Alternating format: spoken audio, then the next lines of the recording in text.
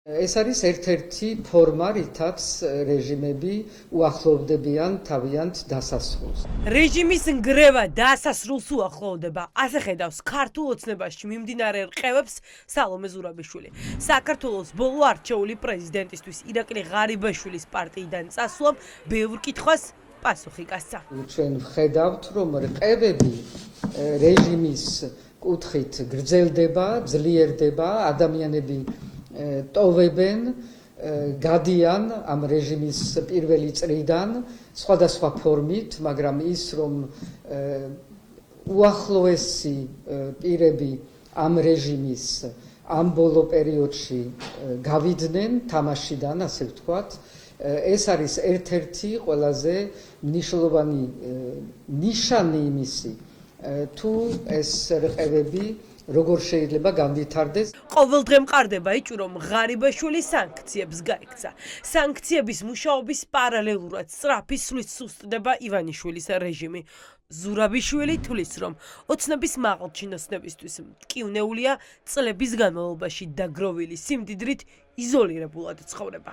სანქციები ნამდვილად უკვე ავლენს თავიანთ შედეგს და გავლენას ამ ადამიანებზე, რომლებიც არიან პირველი წრის ადამიანები და არა მხოლოდ მათზე, მაგრამ ფინანსურად სწორედ ამ ადამიანებზე, რომელსაც აქვთ ყველაზე დიდი დოვლათი დაგროვებული, იმათზე არის ყველაზე სერიოზული შედეგები. ქართულ ოცნებაში შიდა რღვევებზე და სანქციების ეფექტზე საუბარი არ სურთ, ამიტომ საჩვენებელი სპეცოპერაციები და ალტერნატიულ დღის წესრიგს ქმნიან, რომ აჩვენონ თითქოს ძალაუფლებას ასკივებენ. სავარაუდოდ ამას უკავშირდება ჩხრეკა ხალხის დახმარების ფონდების ხელმძღვანელთა სახლებში. არავით არის საჩვენებელი რეპრესიები არ ხორციელდება, ხორციელდება ის, რაც გვაქვს ჩვენ კანონით დაკისრი ვალდებულება, ვაკეთებთ იმას, რაც გასაზრდულია. პოლიცია იყო იმ რაოდენობით მობილიზებული, რაც აუცილებელი იყო ამ ღონისძიების უსაფრთხო ჩასატარებლად.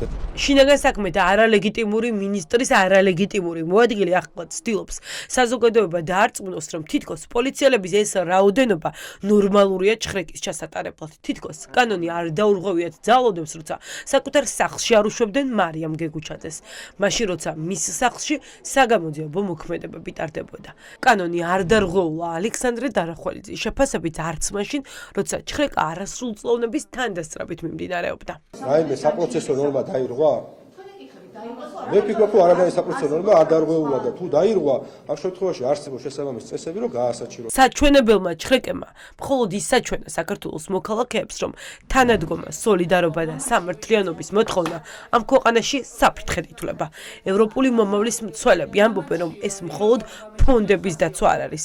ეს ბრძოლა იმ ქვეყნისთვის, სადაც ადამიანის დახმარება დანაშაულად იქცა. ყველა მეთოდით ცდილობენ, რომ გაგაჩერონ, ან გაგაჩუმონ, ან უბრალოდ ყველაფერს აკეთებენ იმისთვის, რომ ბოლოს და ბოლოს გამოხვიდეთ და უთხრათ წადი. ქარი დათესეს, ყოველდღე თესავენ ქარს და მოსავალი ექნებათ ქარიშხალი, ეს არის გარდაუვალი. ბევრი ამბების ერთად მიყრაუნდათ, რომ გადაგვეტანო ყურადღება იქიდან, რომ თემურ ქათამაძეს ქვეყნიდან დადეპორტებენ, რომ ჭიათურაში 4 ადამიანი დაიჭირეს და შესაბამისად რაღაცნაირად ესე ერთ დღეს ახერხებენ ხოლმე ყველაფერი არასწორის გაკეთებას. ახლა მთავარი კითხვა. წარუდგენს თუ არა პროკურატურა ბრალს ნანუკა ჟორჟულიანს და იმ სოლიდარობის ფონდების დამფუძნებლებს, ვის სახლებშიც გუშინ პოლიცია შეიჭრა და ჩხრეკა ჩაატარა. ყველას წინააღმდეგ, ვინც სინდისის პატიმრებს, მათ ოჯახებს, გაჭირვებულ ადამიანებს და უკანონოდ დაჯარიმებულებს ეხმარება, გაბიტაშვილის უწყება საქმეს სუსტთან ერთად დამამძიმებელ გარემოებაში საბოტაჟის მუხლით იძიებს.